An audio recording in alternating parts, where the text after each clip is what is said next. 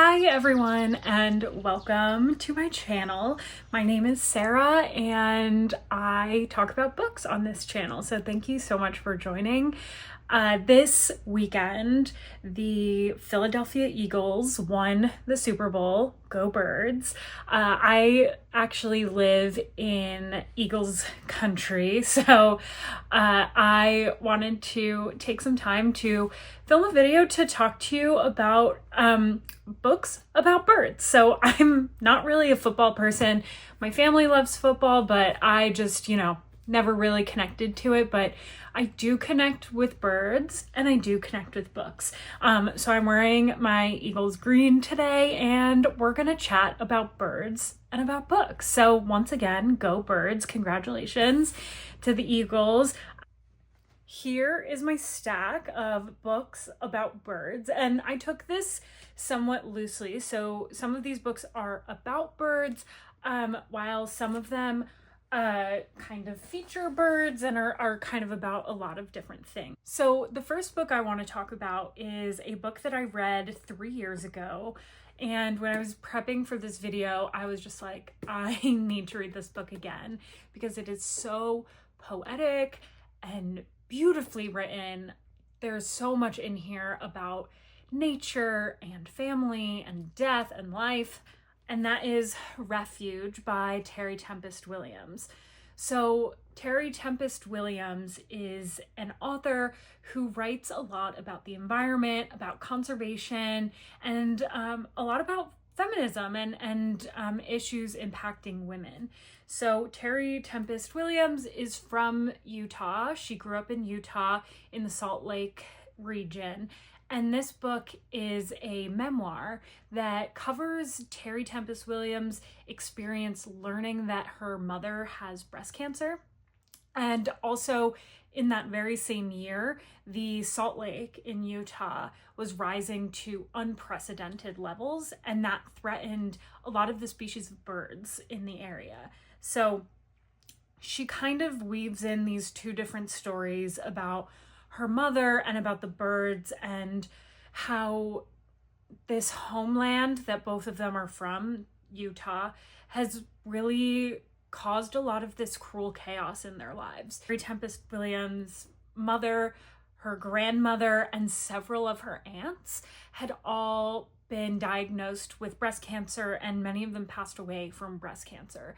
And that's because they grew up and lived in Utah, upwind of nuclear testing that was happening in Nevada. So a lot of them experience the fallout from that nuclear testing, and it made them really sick and gave them breast cancer. And so she's talking about how, being from this area, living on this land, kind of was this like cruel accident that made her family so very sick and took so much from her family.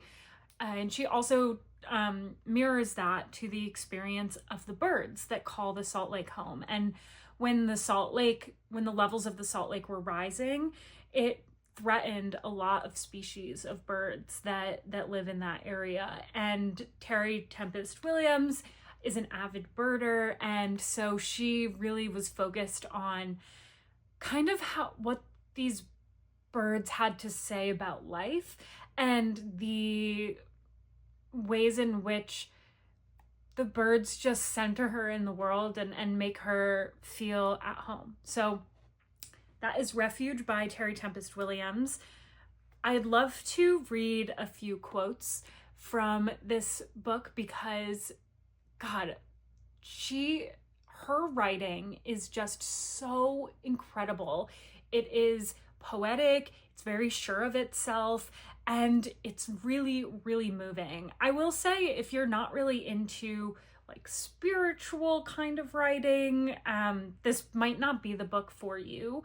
But if you love that kind of stuff, I'll give you a little sampling with some quotes to see if this might be a book about birds that you would love. So she says, "The birds and I share a natural history.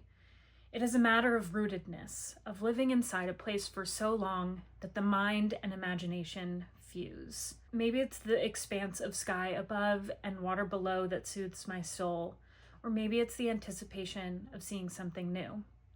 Whatever the magic of Bear River is, I appreciate this corner of northern Utah, where the numbers of ducks and geese I find resemble those found by early explorers.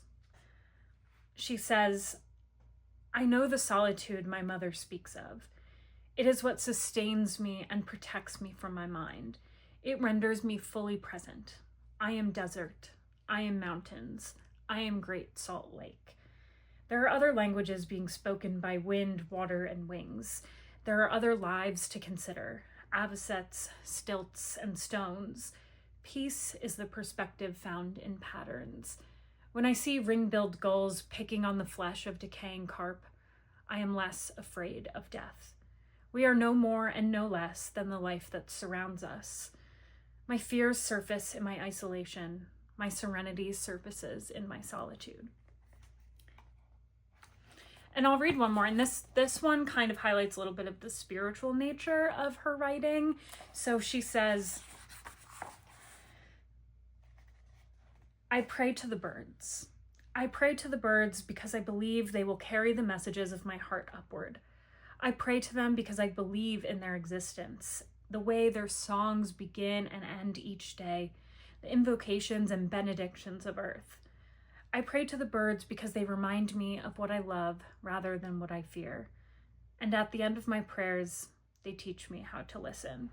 This whole memoir is really rooted in these birds that have changed Terry's life. She talks early on, she says that there's birds that you gauge your life by. And for Terry Tempest Williams, that's all of the birds that call the Salt Lake their home. And so each chapter in this memoir is titled after a bird that calls the Salt Lake their home. And actually at the end of the book, after the acknowledgments, she has a whole list of all of the birds associated with the Great Salt Lake. So it's just really cool to get to read about this part of the country and the nature in this part of the country and the way that the nature of the world can impact people and animals and the way that we live. So that is Refuge by Terry Tempest Williams. Check this book out if you're interested in birds and memoir.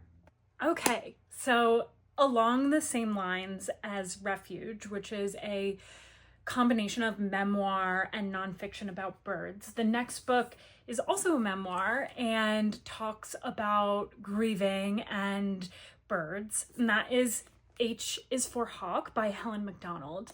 This book is really interesting exploration of grief and of hawks. So Helen MacDonald tragically loses her father very suddenly, and the only way that she can kind of move forward and start to really come to terms with her grief is by training a goshawk. The goshawk's name is Mabel, and Mabel and Helen have this really intimate, meaningful relationship that helps Helen come to terms with the loss of her father and really helps Helen explore more of these parts of herself that she hadn't been able to explore before. So throughout this book, you learn about hawks and specifically about goshawks.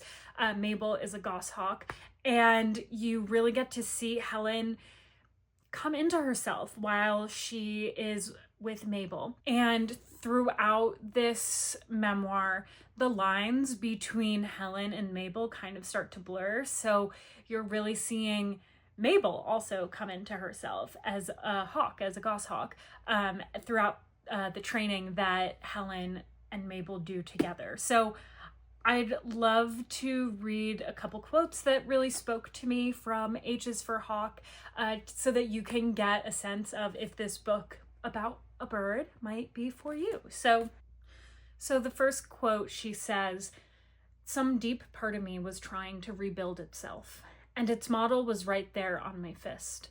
The hawk was everything I wanted to be.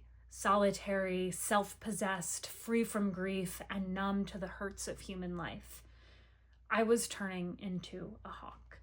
So because she's so alone and she's so isolated from the world, Mabel is the only living being that she really can compare herself to. So she really finds herself starting to develop hawk-like qualities and almost become kind of like a somewhat wild animal herself. So I'll read one more quote.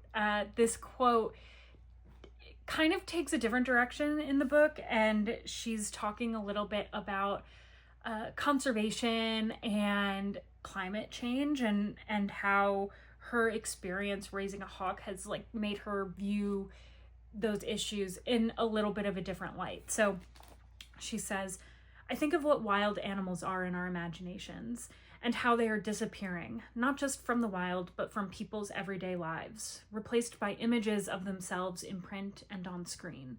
The rarer they get, the fewer meetings animals can have. Eventually, rarity is all they're made of. The condor is an icon of extinction. There's little else to it now, but being the last of its kind. And in this lies the diminution of our world. How can you love something? How can you fight to protect it if all it means is loss? So she's talking about how being with Mabel has really let her view the world in a completely different way, and how she's gotten to really completely love this creature because she spends so much time up close and personal learning Mabel's every single tick, every want, desire, and need. She learns every time that Mabel needs food, every time she needs to go outside and fly. Like, she knows Mabel inside and out, and that helps her kind of love the natural world in a different, much more personal way. So that is H's for Hawk by Helen MacDonald. And I'd also recommend Vesper Flights by Helen MacDonald. I have not had a chance to read this one yet, but it's been on my shelf. And it's additional essays from Helen MacDonald. So there's more essays in here about nature and loss and place and different aspects about Helen MacDonald's life. So I'm excited to pick this book up soon, and really enjoyed H's for Hawk by Helen MacDonald. The next book on my list is a collection of poetry by the one and only, the queen of nature poetry, Miss Mary Oliver. So this is her collection of new and selected poems. And I chose this book as a book about birds because of the poem Wild Geese, which is probably a poem that most Mary Oliver fans are familiar with. It's probably her most famous poem, and it really speaks to kind of the importance of birds and how birds can help us understand our place in the world and understand our role to just kind of be in the world. There are a lot more poems in this collection about birds. There's a poem about goldfinches. There's a poem about egrets, hummingbirds. So if you want to read poems about birds, Mary Oliver should be a place that you start, because she just writes so simplistically yet so profoundly about nature and the ways that it impacts human life. She is just one of the most incredible poets, and I really love her work, and I think you will too. So you should check it out, and specifically read some of the poems about birds in this book, starting with Wild Geese, if you haven't had a chance to read that one yet. I'll put a link of Mary Oliver reading Wild Geese in the description, because listening to her read it is just so spectacular. So definitely check out Mary Oliver. I've been reading my way through this over the past couple of years. I started in the back because that's where the collection goes chronologically. Starting in the back is her oldest work, and it moves forward. So I kind of wanted to read her work in a more chronological order. So I'm excited to kind of continue to have Mary Oliver along with me on a ride as I go through life. And I've just so appreciated her words about nature, and it helps me to really take a deeper look at the natural world around me, including at birds. The next book on this list is a bit of a stretch, but I wanted to include it for anyone who's really actually interested in reading books about birds, because I think you should definitely start with a field guide. So this is Sibley Birds East Field Guide, written and illustrated by David Allen Sibley, who is probably one of the most notable authors and illustrators about birds that there is in the birding community. So this is a field guide, and it's a really helpful little book to teach you about birds. So this specifically is about birds on the East Coast of North America. So you can kind of see like all of these different illustrations about birds and different information about them to help you spot them in the sky or on the ground. So my fiance and I, over the past like 2 or 3 years, have gotten really into birding. We bring binoculars with us on hikes, and we just love to watch out for what birds there are out in nature in our community. And this has been probably one of the biggest helps to get us to better understand what birds are flying above our heads. It's been just a really rewarding experience to learn more about the land that we live on and the other animals that call it home. And so I think if you're really interested in learning more about birding and trying to identify more birds in your community, definitely check out a field guide. And I'd encourage you to check out a field guide written or illustrated by David Allen Sibley, because he does really incredible and very detailed work. That is Sibley Birds East. Check this out and bring this on your next hike or your next stroll in your community, because it's really fun to get to see all of the birds that are living and flying and just having a ball around you. So yeah.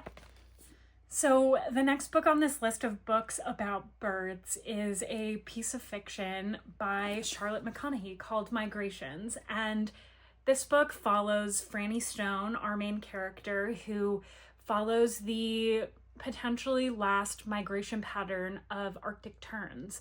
And Arctic terns migrate from Greenland to Antarctica. They're actually one of the birds with the longest migration pattern. And this book is set in somewhat of a near future where complete species of birds are going completely extinct. And so our main character wants to join the Arctic terns on potentially their last migration. And the reason it's potentially their last migration is because the ocean is starting to not have any fish at all for the birds to eat. The way that Franny Stone wants to follow these birds is she goes to Greenland and she finds a group of fishermen, and she convinces them to let her join their boat as they take probably one of their last migrations as well, in a way, because they are fishermen. So since there's not really fish left, they don't really have fish to fish. So she joins them and while she's on this boat, we end up learning more about her past and why she wants to follow these Arctic terns specifically.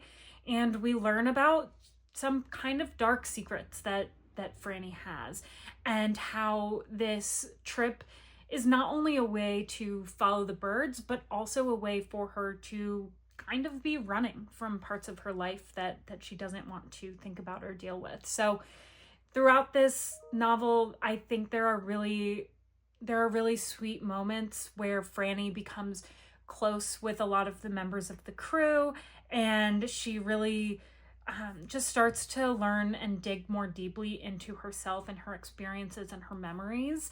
So this book by Charlotte McConaghy is what might be called a piece of climate change fiction.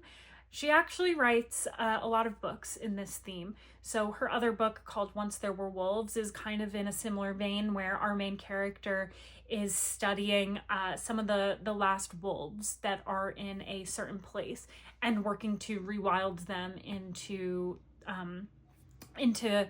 a habitat. So kind of like a lot of the books on this list, this book, Migrations, is not only about birds and about climate change, but also kind of about the meaning of home. And Franny is a person who travels a lot. She's very transient and doesn't want to stay in one place at any one time. So that's part of the reason why she's really attracted to the migrations of birds and the natural world and just learning more deeply about the world around her. And as the world becomes kind of a bleak and dark place to live, as the nature and the natural world around us go away and are lost to human destruction, our main character, Franny, deals with a lot of grief and a lot of struggling to understand who she is and how she defines home. Again, this book is about home and what's left when we've destroyed everything natural and beautiful in this world. So I'll read again a quote from this book so that you can get a sense if you might like it. So this is actually from the very first page in the book, so it'll give you a sense a little bit about the writing style and a little bit of the plot of the book. So, once, when the animals were going, really and truly, and not just in warnings of dark futures, but now, right now, in mass extinctions we could see and feel, I decided to follow a bird over an ocean. Maybe I was hoping it would lead me to where they'd all fled. All those of its kind, all the creatures we thought we killed. Maybe I thought I'd discover whatever cruel thing drove me to leave people and places and everything always. Or maybe I was just hoping the bird's final migration would show me a place to belong. Once it was the birds who gave birth to a fiercer me. So that was Migrations by Charlotte McConaghy. The final book on this list about birds, go birds, is Ducks by Kate Beaton. And this is actually a graphic memoir about Kate and her experience working on the oil sands in Canada. So Ducks is a story about Kate and her search for work. Kate has recently graduated from college and she's kind of struggling to pay off her student loans and drowning in student loan debt. So in order to make enough money to survive and pay off her debt, Kate decides to leave her hometown of Cape Breton and travel to Alberta to work in the oil sands. And she ultimately ends up spending 2 years at this job. And this job requires her to leave her home and live full-time in the oil sands in Alberta. This book is partially about kind of the environmental destruction that mining oil from the earth can cause, but it's also about the destruction that this kind of work can cause to humans. So when Kate goes to the oil sands, she finds herself, of course, as one of the only women in a very male-dominated field. And she talks a lot about how that makes her experience of work very, very different and very difficult at times. So in the oil sands, we get to see kind of a picture of what this kind of work can do to people. It can physically really hurt people, and there's plenty of her coworkers that are actually killed on the job. We see many of her coworkers struggle with mental illness and the pain of the loneliness that working this job brings on. We see her coworkers take out some of their loneliness and pain on each other, and specifically on the women that work in the oil sands. And I really enjoyed this graphic memoir because I think it didn't give easy answers. It didn't just say working in the oil sands is all bad or all good. It really gave a really nuanced picture of this work and what this work can do to people. And I just thought it was so interesting. I think a lot of people, this book has been compared to Mouse, Fun and Fun Home, and Persepolis, all of which I've read and loved. And I think that this book does deserve to be right up there with some of those greats in the graphic memoir genre. So Ducks is one of the few books that made me cry. There's a really moving and touching scene between Kate and one of her coworkers who's also a woman. And I won't say what happens, but just really, really moving and really nuanced depiction of what it's like to be a woman in a male-dominated field. So this book is really incredible. I think you should check it out. It's a quick read because it's in drawings, but I really, really highly suggest this book. And it was actually, the year that I read it, one of my favorite books of the year. So that is Ducks by Kate Beaton. Yeah, so thank you so much for sticking around and watching this video. I just really thought it was a fun idea to talk about two things that I really love, birds and books, because all weekend, all I've been hearing is go birds and go birds and go bird books. That's what I have to say. But yeah, thank you so much for watching this video. Go birds. If you've read any of these books, or if you have other suggestions about books about birds, it weirdly seems to be a genre that I love, please write them in the comments below, because I'd love to read more books about birds or books kind of featuring birds in their storyline. So thank you so much, and I hope you have a lovely rest of your day, and go birds. Bye everyone.